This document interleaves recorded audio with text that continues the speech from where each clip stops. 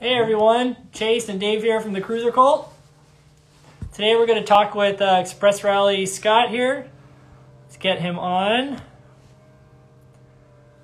Let's see.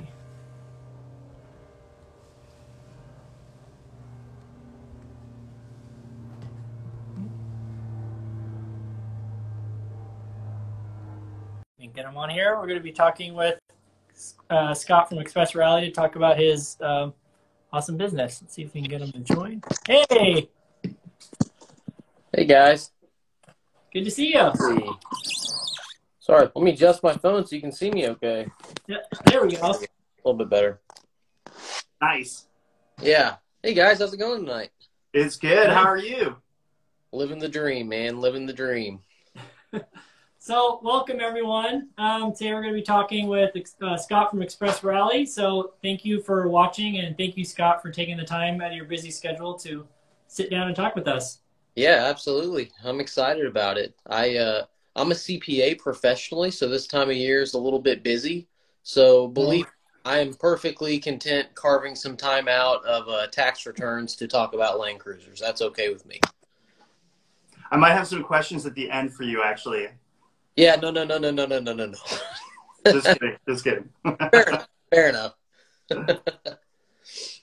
So we like to kind of kick off our interviews with getting to know the person we're talking about and kind of hearing some of their background with Land Cruisers. So can you tell us kind of how you got into Land Cruisers and your first experience? Yeah, absolutely. So I was not really a big car person, I'd say, until like my last year of high school. And just on my way driving from my house to school every day, I passed a pharmacy, and the pharmacist had a FJ60 that was parked out there every day. I liked it. I thought it was really cool.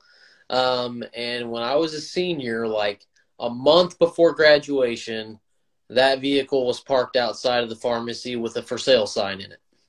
And my agreement with my parents was that I bought my first car, paid for it, took care of everything on it, and if I had good grades and did well, then when the time came for me to go to college, that I would be able to get something that was a little bit nicer than the 1990 beater Honda Accord I was driving at the time.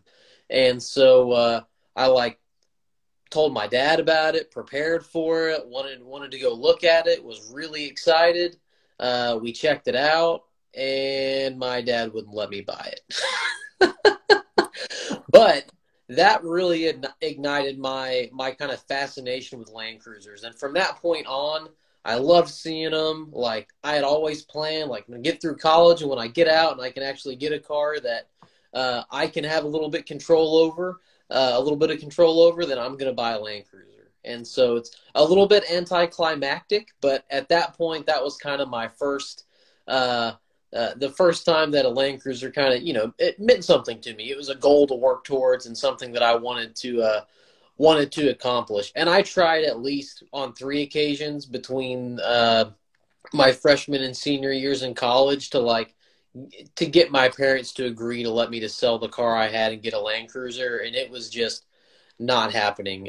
Vehicles were a mode of transportation for my dad, and did not understand kind of the cult following of Land Cruisers or the fascination. So it was like, no, you're not selling your nice fuel-efficient vehicle and going to get a Land Cruiser. So anyway, now I've been through enough that, I feel like I made up for it. But that was kind of my first impression that a Land Cruiser made on me. That's awesome. Chase's first car was a Land Cruiser as well. And so following your story, I was like, oh my gosh, I'm going to be the only one here whose first car was like a Plymouth Grand Voyager or something like that, like a van. Yeah, and to add insult to injury, the car that I was able to purchase before going to college was an XJ Cherokee. That's what I went to college in for a few years. Ended up selling that. Didn't even make it through college with it. But man, I did everything I could to get into a cruiser. I honestly did. But I've since more than made up for it. Yeah. So that leading into the perfect next question. Kind of, can you tell everyone what Land Cruisers you currently own? maybe some, interesting modifications you've done to them or favorite modifications? Yeah, so I have a 1975 FJ40, which Jason Harris from Ozark Overland Outfitters actually kind of located for me about 2 years ago. It was a one-owner, 57,000 original mile truck when I bought it. And so just a really cool story to go with it. The gentleman passed away and his family was selling it. And it's one of those cool ownership stories. So I was able to buy it, be the second owner. Since then, we've done quite a bit to it, just kind of freshened it up suspension-wise, done electronic fuel injection, disc brake conversion, done a lot of things just to make it a bit more drivable day-to-day and a little bit more enjoyable. Right now, it is with Cameron Mosley. It's having a high-power UF build done on it. So waiting on that to get back.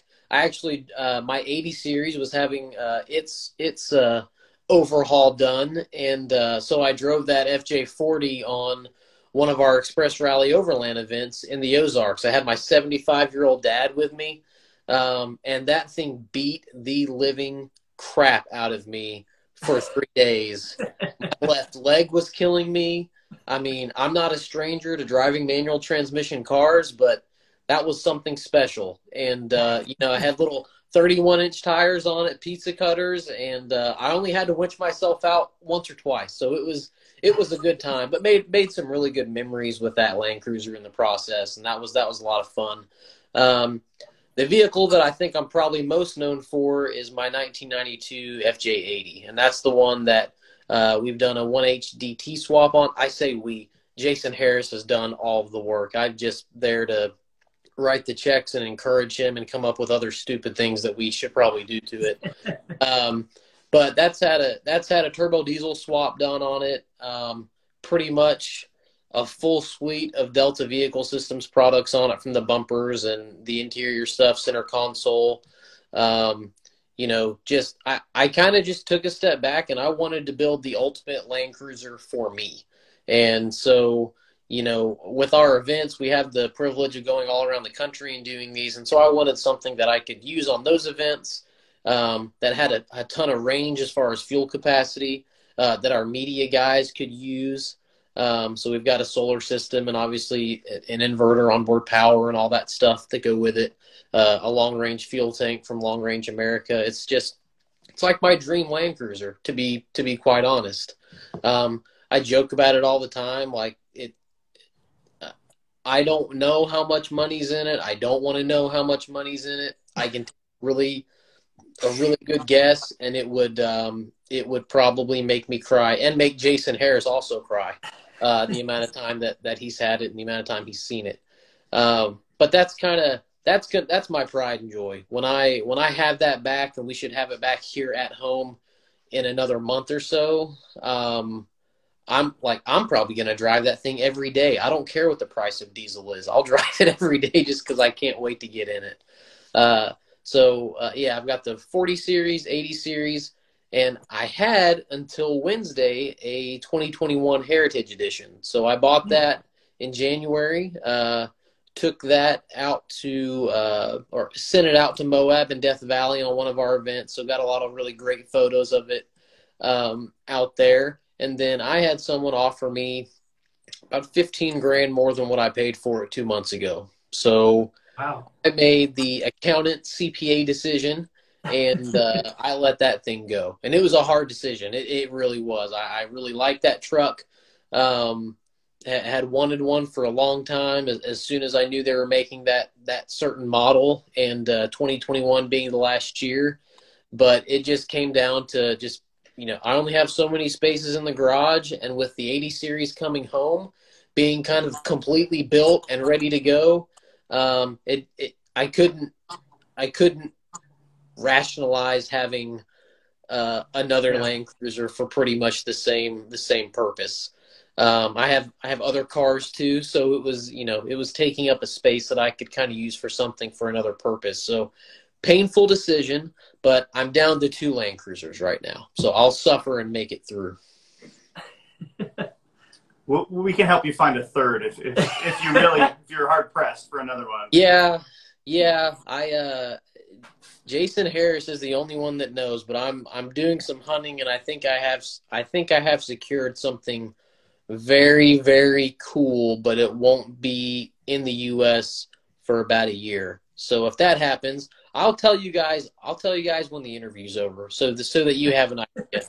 But if that happens, I'll be really cool. I'll be really happy. It'll be really cool. So we'll see. We'll see. Fingers crossed that I can pull it off. Got some ideas of what that might be already, but I'm excited to wait to the end to find out what it is. Sounds awesome. Well, you put on events, and we'll definitely get into that because I want to learn a lot more about that part of the business that you have. But do you have any like personal trips that you've gone on to build some of these kind of event experiences, or are there any personal trips that you're really hoping to do at some point? It sounds like you've got the perfect expedition rig kind of pretty much turnkey ready to go here shortly. So tell us about some of the things that you'd like to do. Yeah, so I think to kind of answer the first part of your question, I've spent a ton of time in the Ozarks, and that's kind of where our events were born, is here in Northwest Arkansas and in the Mark Twain National Forest. We're lucky that in our backyard, we've got tons of incredible trails and just beautiful scenery. If you haven't been to Northwest Arkansas or to the Ozarks, don't come. Just don't come. It's still kind of a hidden gem, and people are coming and figuring it out all the time and getting out here and realizing how incredible it is. But our events kind of started there with a small group of us. We did some adventure series events about 4 or 5 years ago through Express Rally, and then kind of turning that into overland events was a natural progression for that. That's kind of like what we enjoy doing. So I have a business partner on the overland side of things, Aaron Greenfield, and he does a fantastic job kind of planning the routes and coming up with a lot of that stuff. He and I both have destinations that we definitely want to go to, and it's been a lot of fun to see how those have evolved over the last 2 or 3 years as the business has grown, and it's allowed us to support some of those larger trips. I mentioned earlier in the year, Death Valley and Moab. We were able to go out there and do those events. Death Valley is one of those places. It's personal to me. I like driving my sports cars out there because it's just so cool. It's completely, you feel like you're on a different planet when you're out there. Alabama Hills and that whole area, you know, it's unforgettable once you do it. Those areas are special to me specifically, but what I'm really excited about is kind of what we have planned and what's coming up. So we have events in Colorado and New Mexico later in the year. We did those events last year, so those are kind of repeat. But some of the more secretive events that we've been hitting out for a while, we are doing a Baja event in January or February of next year, depending on approval from governing bodies and getting permits and all that stuff. And the really big event that we're planning, we're working with Frank at Land Cruiser Heaven. We're going to do a Columbia event where we ship trucks to Columbia, have a 2-week, 12-day, 2-week mixture of camping and, you know, a couple nights in hotels just to kind of break things up and give people a little bit more of a cultural experience while you're there. But really taking it from events in our backyard to kind of, you know, the really well-known spots in overlanding and adventure and camping across the western United States and the eastern United States, kind of building it out to be more of a you know, events all across the nation, and then adding a few international events in there as well. We have a lot of other places that we want to go to, and we will eventually, but we're kind of slowly branching out and biting off what we can chew and just making sure that the events we put out are up to our standards. We don't want to grow too quickly and kind of lose what's made us successful so far. So that's really, really important to us. But it's funny, our events are not chiefly Toyota events, but I would say that like 80% of the vehicles that do them are Toyotas, and heavily 80 series, 100 series Land Cruiser focused. And I'm okay with that. So I hope that continues. We give the Jeep guys a hard time. So nice. So maybe so everyone else knows, can you tell everyone kind of what exactly Express Rally is? Yeah. And kind of how the genesis of it, how it got started, and you know. Yeah. So Express Rally, I founded it in 2015. It was basically my way of getting me and some friends together to go drive our fast cars and do private track events, road rallies, stay in nice hotels, go do fun things that we all wanted to do. And what happened over the years was it started really small with about 15 core people, and we kept doing events and kept growing. And now we look at it and we kind of have two separate businesses. We have a road rally side, which is, exotic cars, private track days, trips all over the country, West Coast, Pacific Northwest, here in the South, on the East Coast. We really do everything. And so that business has just continued to grow and evolve over the years. We're at a point where I physically don't have time to plan more events. But we open them, they sell out in like a couple days. So it's a lot of fun. It really is. And then the other side of the business is the Overland events, which is obviously what we're going to talk about, and kind of what a lot of the stuff that ends up on my Instagram and personal Instagram is about, the Overland events. And those started really about almost 3 years ago. And so they started really small, same deal. We just kind of did them in our backyard. We did a couple events in the Ozarks, and we got a good core group of people that wanted to do more. And so we were able to branch out last year and do New Mexico and Colorado.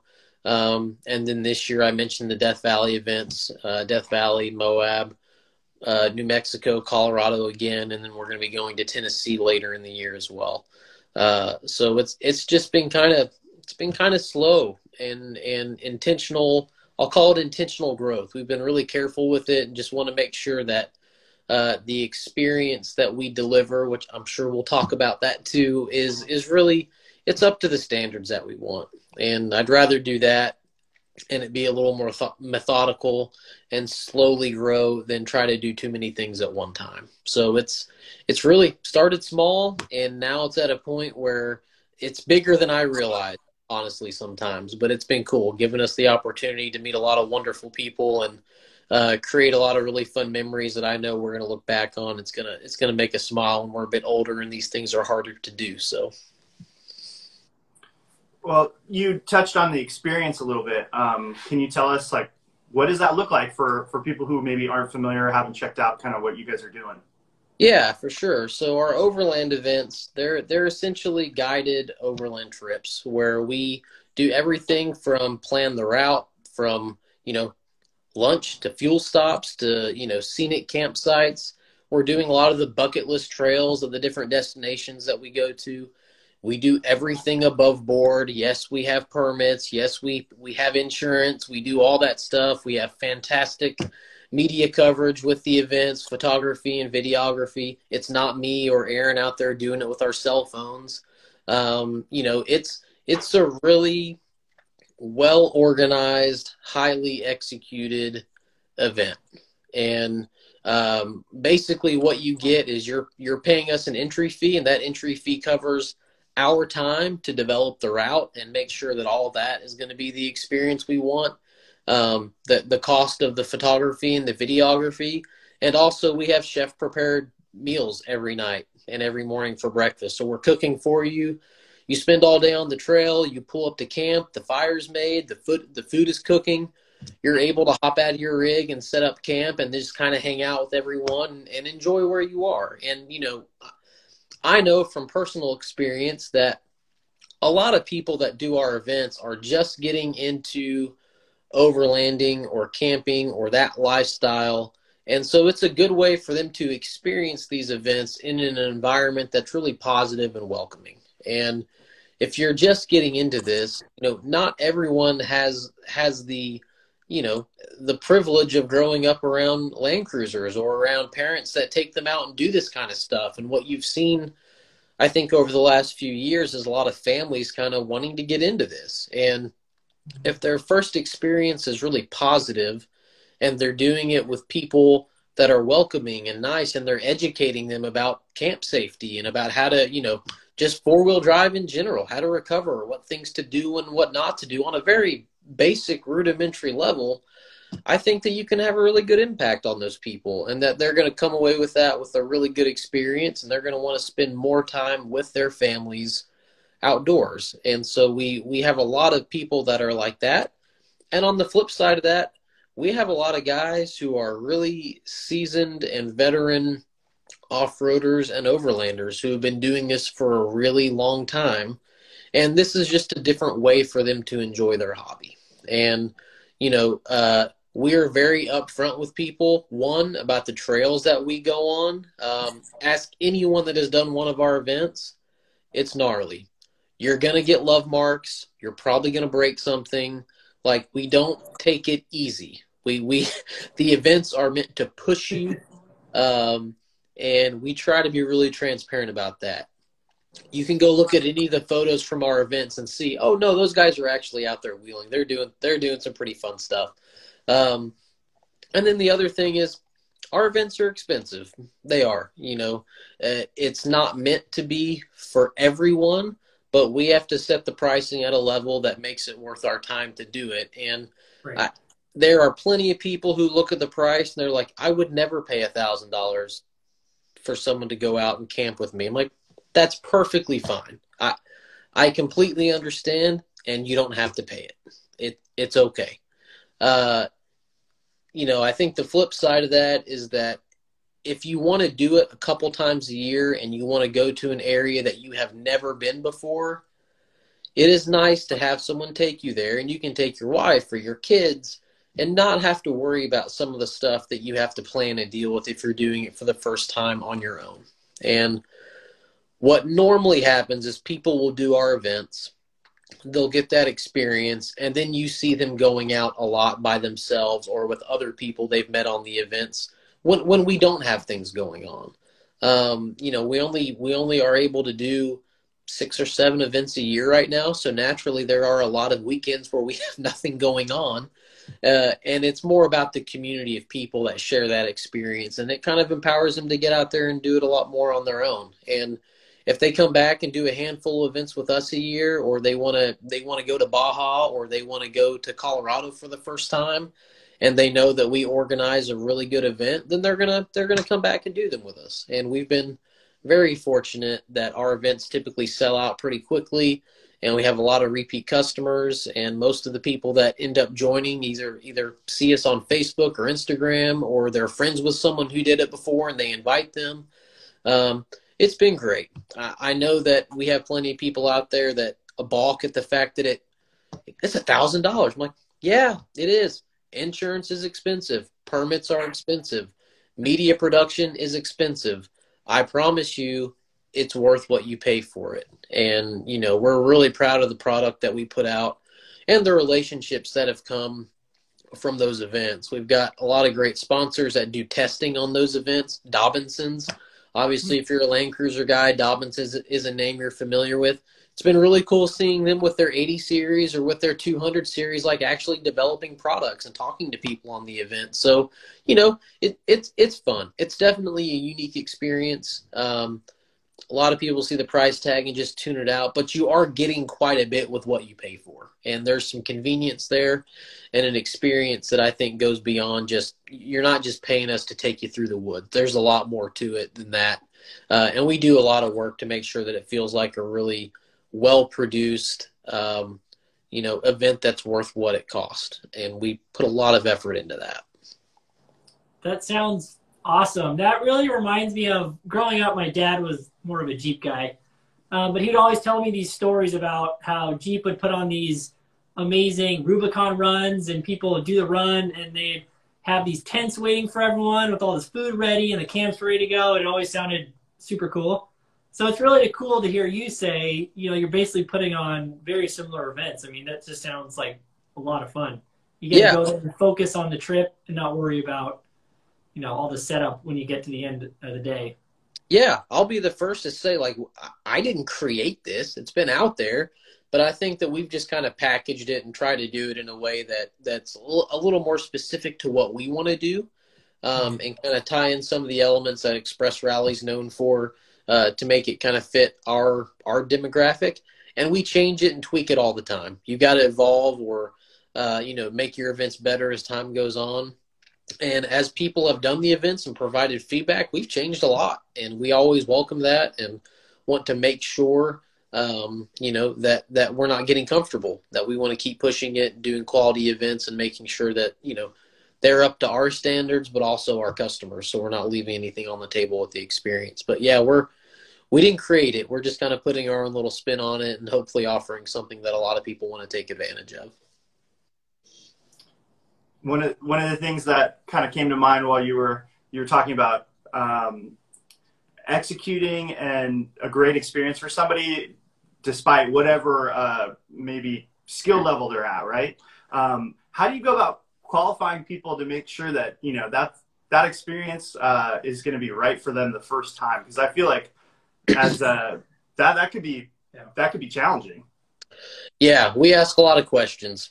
So when someone signs up, I'll just kind of walk you through the process. When they sign up, usually within 48 hours, they get a welcome email from myself or Aaron. It's personal. It's not canned, where we kind of touch base with them. We do the boring stuff like get t-shirt sizes and just kind of get a feel for their experience level. We ask for a picture of their vehicle, mainly because I like to share the photos on some of our outlets from time to time. And then beyond that, if we see a rig that's perfectly kind of built up and is crazy modified, then that assuaged some of my fears about you showing up with a bone stock 4Runner with no armor, no sliders with highway terrain tires, so we start with that. And then we try to develop a relationship and have a conversation about their vehicle. Months before the event, about 2 or 3 months before the event, we're sending out documents that they need to complete, and that's everything from emergency contacts like food allergies, medical issues. We collect a lot of data mainly for our purposes to make sure that we are prepared as event hosts, but then also just to get a better feel for the composition of the group. We're lucky that we have a ton of people that pretty much do every event that we organize. So we have a good core group of people who are both staff or sponsors, or they're just people that pay to do the events and they're very experienced. So we know those people. And then typically our events are 15 to 20 rigs. It kind of varies depending on where we're going, what the BLM or what the Forest Service allows, and then what we feel like we can comfortably do and keep a good pace. And so every event's a little bit different, but we make sure that we dialogue with people, give them an opportunity to ask questions. Usually if they're new, they're asking us, hey, is this something I can do with a 4Runner? Like I just bought it, I don't have anything done to it. And we tell them like the bare minimum, and it varies depending on where we're going too. You've got to have rock sliders. You've got to have good all-terrain or mud terrain tires, and you've got to have knowledge of where the recovery points are on your vehicle. A winch is not required because pretty much everyone else has a winch.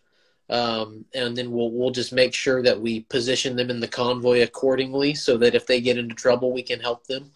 But beyond that, it's just taking it a step beyond just a customer and a host kind of relationship and making sure that when they show up, if they've never done an event before, they know my name, they know Aaron's name, they've been invited several times to our private Facebook group and asked to introduce themselves. So they know names, they know people, they know vehicles, and then they show up and they legitimately get welcomed like their family. I mean, that means a lot to Aaron and I that people show up and they just immediately feel at ease. And if you do that, people tend to enjoy it a lot more. They take instruction better.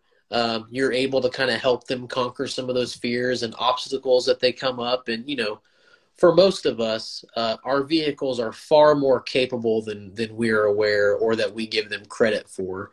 So it's nice to be able to approach it with, people that have a lot of experience and they've kind of seen what these vehicles can do over the years. and it ends up with people just having a great time. So we do our best to qualify people. We've had plenty of people that have signed up, and after we have a discussion with them, we've said, hey, I really don't think this is a good event for you. The biggest thing is people that sign up and then they ask if their vehicle is going to get damaged or scratched up. Emphatically, without a doubt, you're getting scratched up. That's happening. So if you're not okay with that, get PPF or don't come. That's awesome. So what does what do typical group sizes look like on some of the events? Yeah, 15 to 20 is a good rule of thumb. So in the Ozarks, we're typically around 15. We can do 20.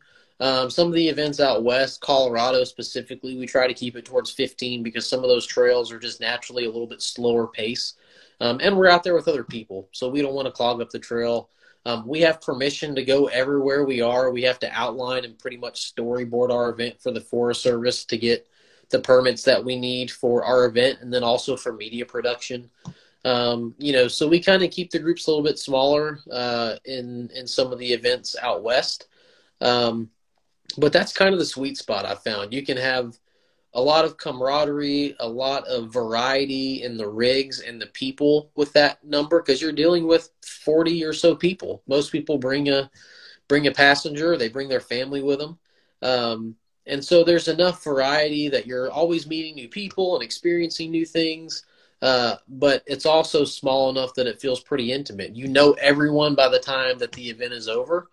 You recognize all the rigs, and I think that's a good number. I know there are events that do larger numbers, and we do larger numbers for our car events. So I get it, but I think for these type of events, that's an amount that we are comfortable with as far as handling from a logistics and planning standpoint. It's also a challenge on the food. If we're trying to feed 100 people, I'd have to buy another Land Cruiser to put another fridge in it and do that. So I think that's a really good number for what we're after. And we could make more. Obviously, you can scale it and make more money if you have more people on the events. But I think we're right where we need to be on the numbers.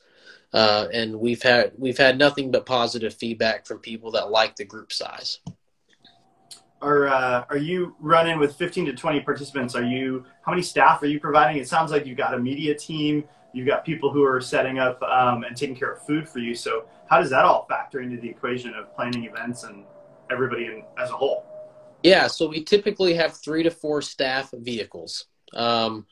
Depending on the event location, the media guys will take one of my Land Cruisers or they will use one of their own vehicles. Black Elk Media is our media partner, and they have been for 6 years. They have a really cool Van Do-It off-road build van that they use with tents on it. They can sleep 4 guys in there. So depending on the trail, they can position that where they can be set up for shots if they need to and everything else. For some of the more technical trails, they leave that and they hop in vehicles to get kind of some POV footage, or they ride with me or with Aaron, or they have another staff vehicle and they scout ahead and they're in predetermined spots to get some of those photos and some of the video coverage that we need. We typically have 3 or 4, I'll say, staff/sponsor vehicles in the convoy at all times. And that's just to make sure if there are obstacles or there are issues that come up, someone is there that's really experienced and can help. Everyone is incredibly nice and helpful. We've never had a situation where someone needed help and everyone's like, well, hope someone comes and helps you. Like that doesn't happen.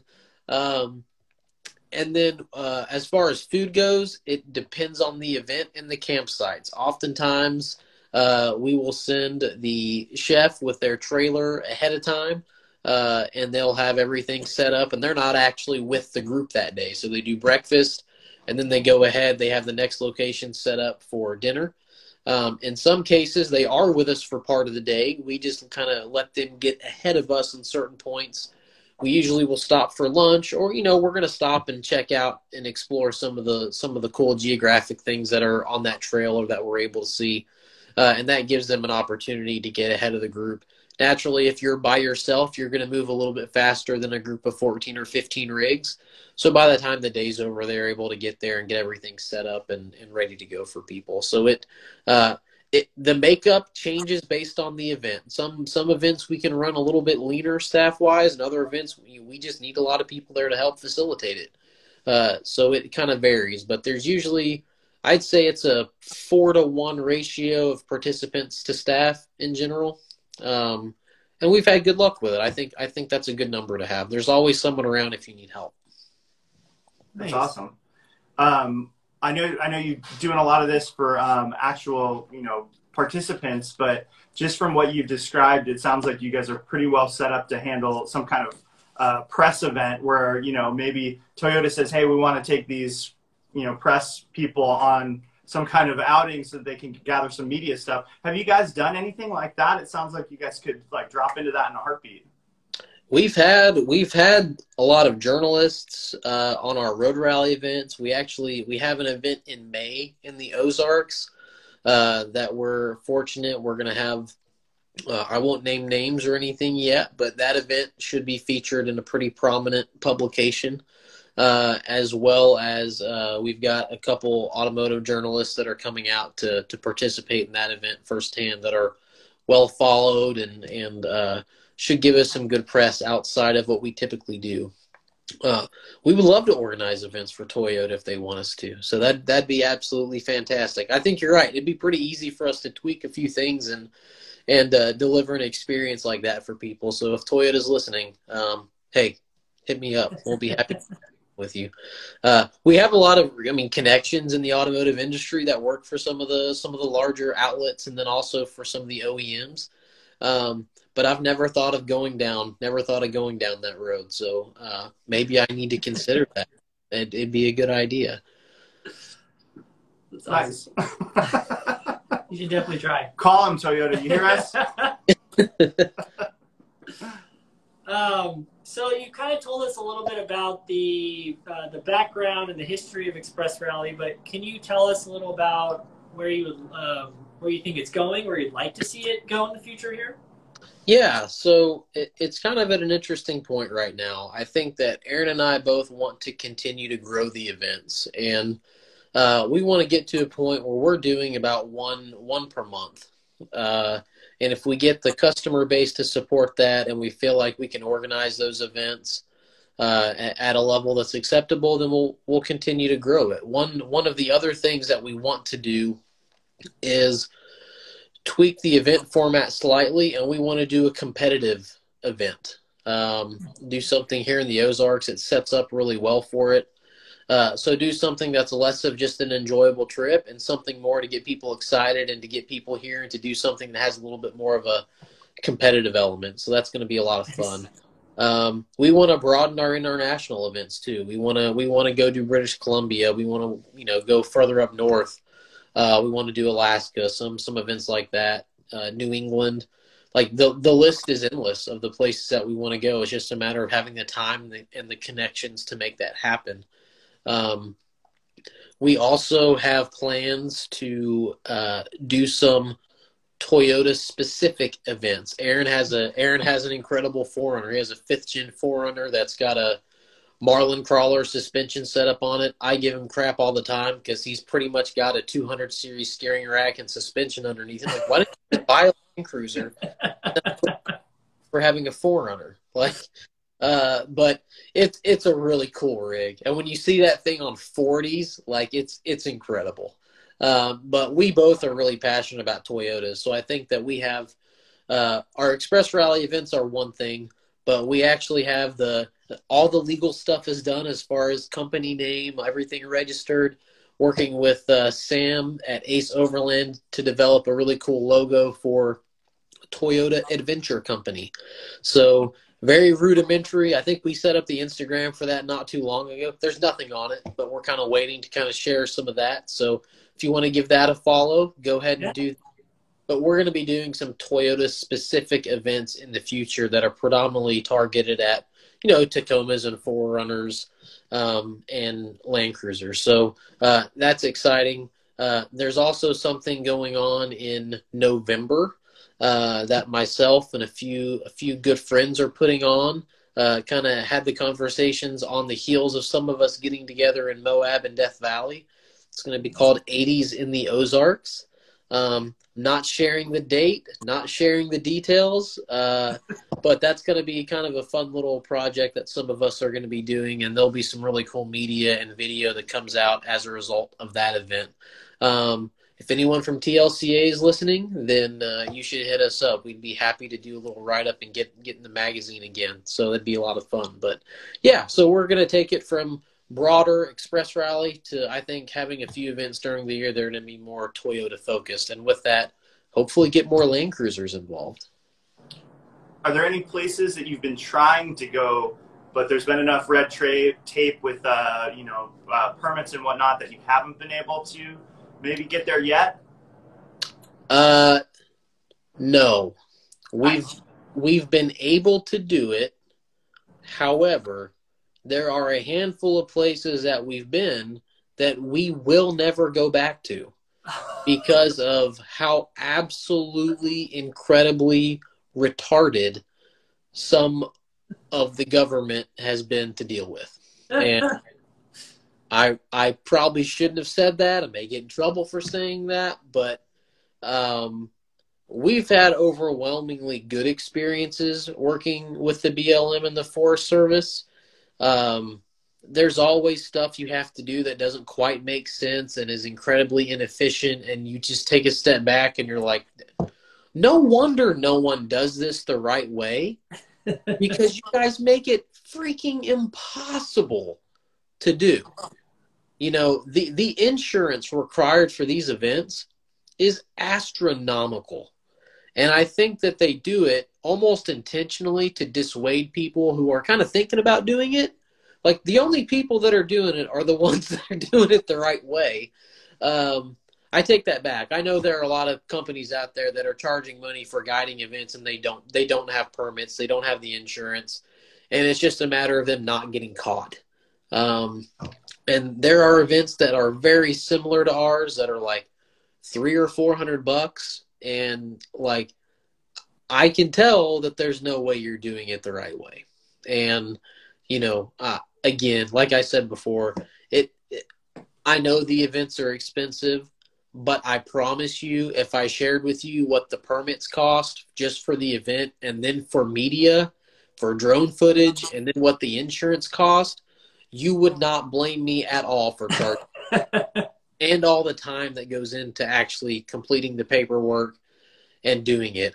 I won't say the area that we're never going back to, but there was one where it was like, could not believe what we were being told. Had to reschedule the event a couple times. They wanted to bring in a geologist to do a study on the campsite we were going to be at. They were concerned with economic or the environmental impact. And then it's like, there's like 80 people with side-by-sides out there right now drinking beer, ripping this place up, and you're concerned with like 15 overland vehicles. But, we do what we're asked to do. We're happy to have those relationships. And, we're happy to do things the right way, even if it is a little bit of a pain in the butt sometimes. And that's just what you have to do. I think if you do that, then people, they receive your events a little bit better, and they understand the cost that goes into it too. It's just part of doing business and doing it the right way. So for anybody who thinks that they can put on an event, maybe you should call about the permit process and think about the amount of time. Well, it's funny, when the very first event we planned, I had a guy that was here locally, that gave us a really hard time about doing it and called the Forest Service because he was convinced that we didn't have the permits to do it. And I don't know who he talked to, typical government, like one hand's not talking to another. The person that he talked to said he had never heard of us before. So this gentleman pretty much took that as scripture that we were doing it illegally. And made a big deal about it. And, I don't argue with people on Facebook. I just don't. I just ignored him. I was like, okay, well, we have our permit. I'm not worried about you at all. But was really surprised. Like, he took it upon himself to call the Forest Service and see if we had our permits. And come to find out, that guy actually a few years before had been trying to do events like this and just didn't want to pay for the insurance. And so he figured out that no one was going to pay him $700 or $800 to do an event. And we're fortunate that the other parts of our business and the sponsorships that we have can kind of help offset some of that cost, and we can amortize that across a lot of events. So it makes a little bit more sense for us on the business side. And I get it. It's expensive. If you're just a guy that wants to organize something a couple times a year, it's really tough to shell out that kind of money for the insurance policy and to deal with all that. I get that. That's just part of it. And it's expensive to pay and to play that game with the Forest Service with all the requirements they have. And that's just the way that it is, unfortunately. I think it's important to know, like, when you're in those types of situations, you want to make sure that if something goes horribly wrong, that things are going to be handled and covered and taken care of. And it's less of a concern or constraint after the fact. So I think hearing everything and how much effort you guys go through in terms of trying to make sure that it's not only done the right way, but that everybody's really, for lack of a better term, looked after through the process is pretty amazing, and resonates to the quality of the event, and then also the type of experience you want to be able to provide your customers, which is awesome. Yeah, I'm glad it comes across that way. The overland and off-road community is awesome. It's also filled with a lot of people that are, they're doing everything on a budget and approach everything with a sense of value, and that's great. Not that you shouldn't do that, but there's some inevitable skeptitude. They're very skeptical of an event that's charging $1,000 to take you somewhere and do something. And so, to me, I think doing things the right way, and then making sure that the experience that people have is really nice and consistent, whether you're in the Ozarks or you're in Moab or you're in Colorado, I think that goes a long way. And once we talk to people and they know, oh, those guys are legit, like they do things the right way, everything is above board. And then beyond that, like the media assets, the photo, the video coverage is all professional. It's great stuff. You can print, hang in your garage, hang in your shop. Like, if you're not married, you can get away with hanging it on your fireplace mantle. I think that all goes into it, and it's not for everyone, but I do think there are enough people out there that can appreciate what we're trying to do, and doing it the right way kind of makes them feel better about investing and spending that time and money. And that's important to us. It's really important to us. Me being a CPA for a living, once people meet me, it's like, yeah, I can tell why. I'm extremely detail oriented, like stuff's done professionally. And when we say something, we do it, and we want that to be conveyed with all of our events for sure. Nice. So how can people that are interested find out more about how to register or upcoming events? Yeah, I would say give us a follow on Instagram. It's just @ExpressRally. Also on Facebook, it's Express Rally there too. You can follow me personally. I typically share the event stuff on my personal Instagram, and that's Express Rally Scott. But the easiest way is just the website, expressrally.com. We put the events there. I think right now we have the May event there, which is sold out. We have our New Mexico and Colorado events currently open for registration. Colorado, I want to say we have like 4 spots left. New Mexico, around that too, maybe a little bit more.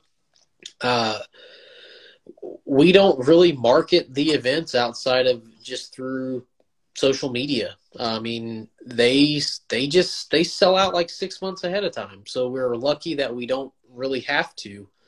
But sometimes we miss out on getting new people involved. So I would say if you're remotely interested, go check out those events at expressrally.com. You can pay a deposit to reserve your spot, and then the balance is due like 60 days before the event. So you don't have to pay it all at once. If you have any questions about any of them, you can always shoot us an email or shoot me a message. I'm happy to let you know, answer those questions the best that I can. But that's really the best way to learn about the upcoming events is to just follow us on social media and then check the website periodically.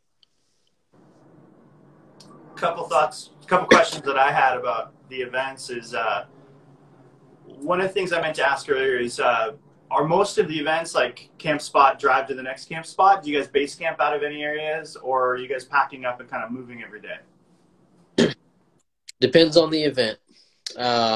So typically it's a different campsite each night. There are a handful of events where it's just easier for us, Colorado, where we base camp. We set up camp there, and then we just basically, use kind of a camping area, and then we're able to go and do trails north or south of that, and then just kind of make a big loop throughout the day. Colorado sets up easily for that because of, the Ouray in that area. It just makes a lot of sense because those are connected. You can go out and then come back on different routes. But it's a variety. The Ozarks, it's a different campsite, both nights. We try to sit down and look at the experience that we want to deliver, and then make a decision on that on the campsites. But we typically know all of that way ahead of time. So if people want to bring a trailer or they just have questions about it, we're happy to answer those. We typically dissuade people from bringing trailers unless they're just experienced and they know what they're doing. We don't want to clog up the trail and dramatically slow down the day's activities because we keep getting into awkward situations with our trailer. But it depends on the person, depends on the event and the terrain that we're covering and where we're going to be. So there's some flexibility built in there. I like how you phrase that, the awkward situation. That's a very tasteful way of talking about that. I'm going to use that next time somebody gets hung up on something on the trail. One last thing I had, I was wondering about the media coverage. You kind of talked a little bit about that, but it sounds like that's something that's pretty unique. I mean, it's not some guys stumbling backwards up the hill with the iPhone kind of thing. So what should people expect from an experience with you guys regarding media coverage? To be completely blown away, I think is fair. Our media partners, Black Elk Media, absolute professionals in every sense of the word. They do it full time. Like, again, it's not my buddy with a media company. Like, this is what they do full time. They shot everything from Olympic athletes, Opus trailers. They do production for them. They go all around the country, doing incredibly, well-crafted and highly just really well done photo and video content for a ton of different businesses, mainly in the outdoor space. So like, they don't do weddings. They don't do stuff like that. They're shooting outdoor lifestyle stuff. I've known them since before Black Elk Media was a thing. So I've known them a really long time, and it's been cool that their business has kind of grown alongside ours. And we've been able to branch out and tackle some of these different destinations together and really figure out a shooting style and a way to cover these events that's unique. From our very first event, I told them, I swear, if you put a twangy country music bluegrass vibe song to this, you're fired. Like that, because that is literally every overland video ever. And the words adventure and explore are the most overused words. Like, I don't want them in the video. We were very purposeful with, the music that we use and the stories that we tell in the videos. And I'm joking, like, I get it. They're out exploring and having adventures with their friends and their families, and I get that. But it's also like, my gosh, I just hear those words all the time. And we wanted to do something a little different with how we shot our events and what we conveyed, through the videos for the event. So they're great. We put out usually a couple hundred photos from every event. Sometimes we have multiple shooters, multiple photographers, so you could get 1,000+ photos from some of our events. And in that, you're going to get a ton of stuff that you can, if you have your own Instagram, you can share it, or if you just want some personal documentation of the adventure. And they're not just they're not just shooting vehicles. Like, they're also shooting at night when you're playing Frisbee with your son or your daughter at camp, or you're sitting around having a beer with a friend. It's all of that is getting covered. So it's full event coverage, and it's stuff that you can really take back and catalog and relive a lot of these experiences at the end of the day. And I've got small girls at home. I've got twins that are 3 and a 4-month-old daughter, and I know that as time goes on and they do these events with me, that I'm going to want to be able to look back on that and remember it. And it's nice that I don't have to carry a camera with me to do that. And I would be terrible at it. So I don't want to. And I'm happy that we've got guys that are very competent and very talented at being able to do that. And I think those tell the story. Anyone that looks at Facebook or they look at Instagram and they see the photos of our events, you can tell that it's well done. Again, it's not me and Aaron out there with our iPhones posting something. That doesn't happen. That was one of my questions. Do you shoot the photography? Because I always thought all the photos you're sharing are amazing. And No. It was funny you brought up the music selection and kind of the overland explorer thing. And I was thinking I should go on one of your trips, because most of my movies are like, oh, my car broke down at 13,000 feet again. Like, can I drive out without a starter? So I need some of those hero moments that I'm sure, and the warmer family moments that sounds like you guys key in on. Yeah, and to be fair, man, I watch those. I watch those. I get it. That's part of the lifestyle. It really is, and it's that's the draw to a lot of this, is just getting out and it is. You're exploring areas you've never been before. And, if you're out there with your kids or your wife, it is an adventure. You don't know what's going to happen. That's just part of it. But yeah, every event is different. And every time we have the ability to get out with a different group of people, funny things happen. Great stories come from it. You meet a lot of really wonderful people doing this. I'll say on a personal level, the relationships that I've made as a result of my 80 series Land Cruiser have just blown me away. And it's interesting, when I started building that vehicle right around the time that our twins were born, my daughter Blair, after she was born, had to be in a children's hospital down here for about 4 months because of a heart defect. And a lot of the guys that I had met through the Land Cruiser community, they didn't know me beyond me buying parts from them or doing work on my vehicle. But from that happening, about another year went by, and she went back in the hospital. She was on a heart transplant list for a few months. And it's funny, she was able to have surgery and get off the list and is doing great and wonderful now. But it's this 80 series has been there and kind of been part of that story, because we've been through that stuff completely unrelated to anything with my daughter. But it's I started that project right before she was born. And that was an outlet or something that I could throw myself into to just kind of get away from what was going on, honestly. And so threw myself into that project and those relationships with Jason Harris of Ozark Overland Outfitters, Dave from Delta, just kind of going down this path of trying to build this rig with the intention of using it and sharing it and creating these memories with my girls as they get older. And those guys, yes, I know them professionally, and it's a customer, and there is that relationship to it. But it also goes beyond that. There's a genuine relationship and a friendship there that's developed over the years. And it's because of Land Cruisers, and because we all love them, and we're all okay with spending stupid money on them. And, yes, I should invest that instead of build. No, it was an investment, right? That 200 series. Yeah.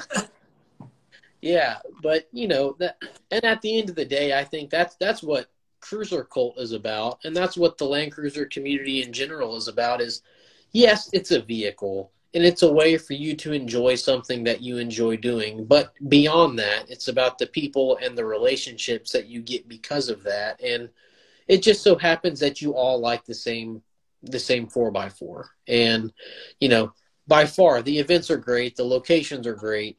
The rigs and seeing all the different built vehicles, like that's cool too.